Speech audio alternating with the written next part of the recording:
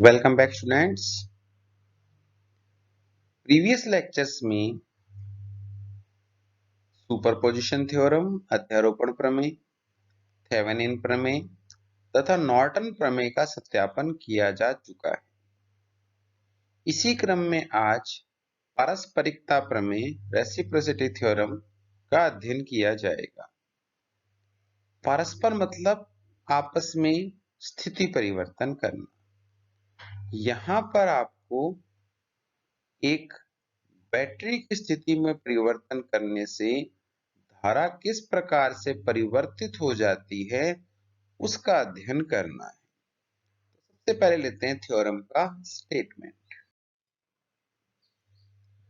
द्विपार्श्विक रैखिक प्रतिबाधाओं से युक्त किसी रैखिक जाल में यदि एक स्रोत जिसका विद्युत वाहक बल E है जाल के किसी एक लूप में स्थित हो तथा वह जाल के किसी दूसरे लूप में धारा I उत्पन्न करता हो तो उसी स्रोत को दूसरे पाश में लगाने पर प्रथम पाश में धारा I ही उत्पन्न होगी। इसका तात्पर्य यह है कि आपके पास एक द्विपार्श्विक या बाइलेटरल द्विपार्श्विक युक्ति उसे कहते हैं जिसमें प्लस माइनस साइन विशेष रूप से परिभाषित न हो, जिसके किसी भी सिरे को बैटरी के किसी भी सिरे के साथ जोड़ा जा सके।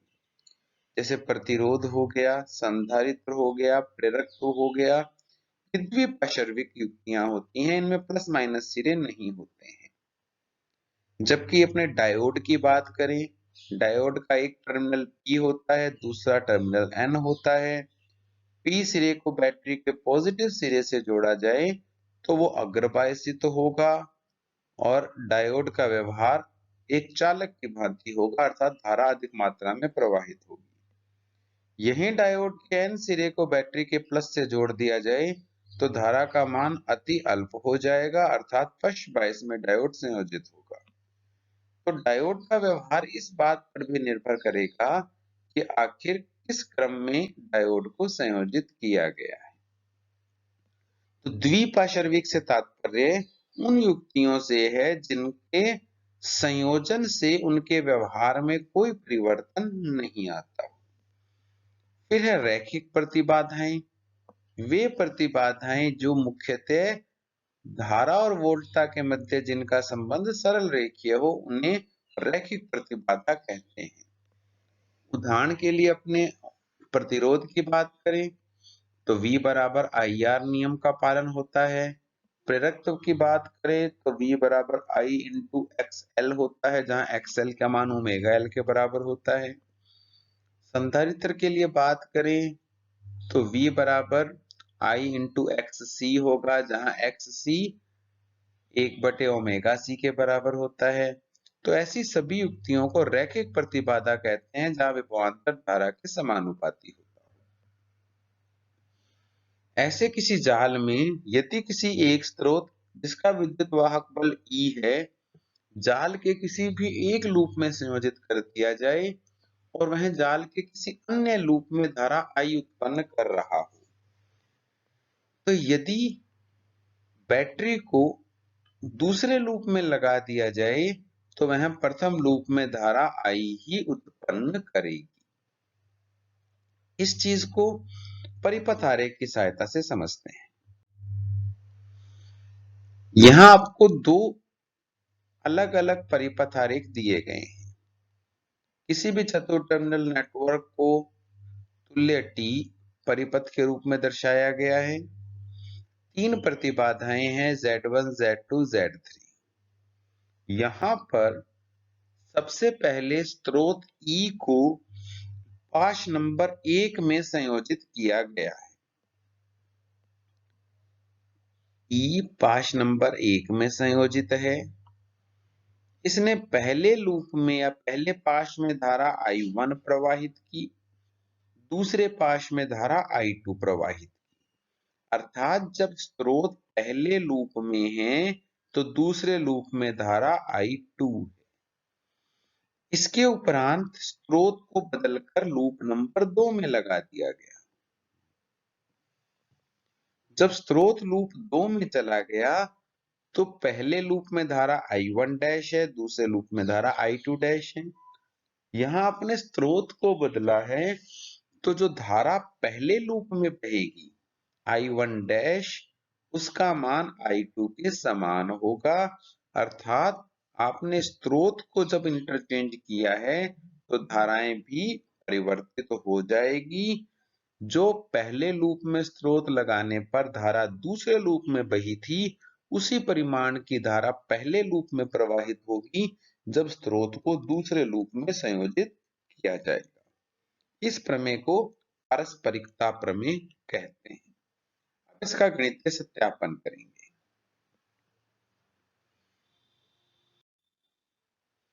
पारस्परिकता प्रमेय का सत्यापन। सबसे पहले बात करते हैं, जब स्रोत को लूप 1 में संयोजित किया गया हो तो लूप 2 में कितनी धारा प्रवाहित होगी, उसका गणितीय मान चेक करना है। यहां पर क्योंकि परिपथ में केवल एक ही स्रोत है तो सामान्य श्रेणी क्रम समानांतर क्रम से हल करने का प्रयास करते हैं। स्रोत E के सापेक्ष देखा जाए। E के सापेक्ष देखने का तात्पर्य है कि आपको ये जो क्रॉस लगा रहा हूं मैं डायग्राम में, इन बिंदुओं के सापेक्ष चेक करना है। इन बिंदुओं के सापेक्ष देखा जाए तो Z2 और Z3 दो प्रतिरोध ऐसे हैं जो परस्पर समानांतर क्रम में संयोजित हैं। इसके कारण इनकी तुल्य प्रतिरोध Z2 Z3 bye Z2 plus Z3 होगी समानांतर क्रम संयोजन के कारण, और इनके संयोजन के साथ श्रेणी क्रम में प्रतिबाधा Z1 संयोजित है। अतः यहाँ पर तुल्य प्रतिबाधा Z1 plus Z2 Z3 bye Z2 plus Z3 के बराबर होगी। परिपथ की तुल्य प्रतिबाधा ज्ञात हो चुकी है। स्रोत से प्रवाहित धारा का मान ज्ञात करने के लिए विभवांतर में तुल्य प्रतिबाधा का भाग दिया जाएगा। अर्थात स्रोत E से धारा निकालनी हो, I1 वह धारा है जो इस स्रोत E से प्रवाहित हो। I1 इसका मान E बटे टोटल प्रतिबाधा Z1 plus Z2 Z3 bye Z2 plus Z3, LCM लेकर व्यवस्थित करें, इस प्रकार से अपने पास धारा I1 का मान प्राप्त हो जाए। यह धारा I1 संयोजन बिंदु पर पहुंचेगी। यहां आके इस धारा के दो हिस्से होंगे। एक धारा I2 ऐसी होगी जो प्रतिबाधा Z2 में से होकर प्रवाहित होगी। इसका मान ज्ञात करने के लिए धारा विभाजन का सूत्र प्रयोग में लाया जाता है, जो पहले भी अपने अनेक बार प्रयोग में ला चुके हैं। यह सूत्र यह कहता है कि जितनी धारा आ रही है, I1 परिमाण की धारा आ रही है संधि बिंदु की तरफ, इस धारा का गुणा जिस शाखा में प्रतिबाधा या धारा चेक करनी है उसके समानांतर क्रम में लगी प्रतिबाधा से किया जाता है। अर्थात अपने ज्ञात करना चाहते हैं कि Z2 से कितनी धारा जा रही है, तो I1 का गुणा Z3 के साथ करके दोनों प्रतिबाधाओं का योग कर दिया जाएगा। अर्थात बटे में Z2 प्लस Z3 कर दिया जाएगा। I1 का मान रखें तो Z2 plus Z3 cancel out हो जाएंगे, जिससे धारा I2 का मान बनेगा EZ3 divided by Z1 Z2 plus Z2 Z3 plus Z3 Z1। इसे समीकरण नंबर 1 का नाम दिया गया है। समीकरण नंबर 1 उस धारा को प्रदर्शित करती है जो दूसरे लूप में प्रवाहित होगी जब सेल को पहले लूप में संयोजित किया गया। समीकरण के सत्यापन के लिए स्रोत को लूप 2 में संयोजित कर लूप 1 में धारा के मान की गणना की जानी है। इसके लिए चित्र में दर्शाए अनुसार E विद्युत वाहक बल के स्रोत को लूप 2 में संयोजित किया गया है।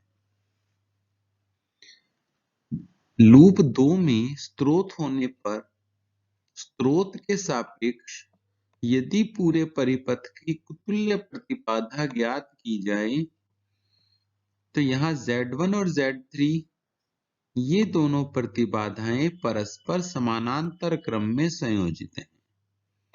समानांतर क्रम का नियम होता है तुल्य प्रतिबाधा बराबर Z1 Z2 bye Z1 plus Z2।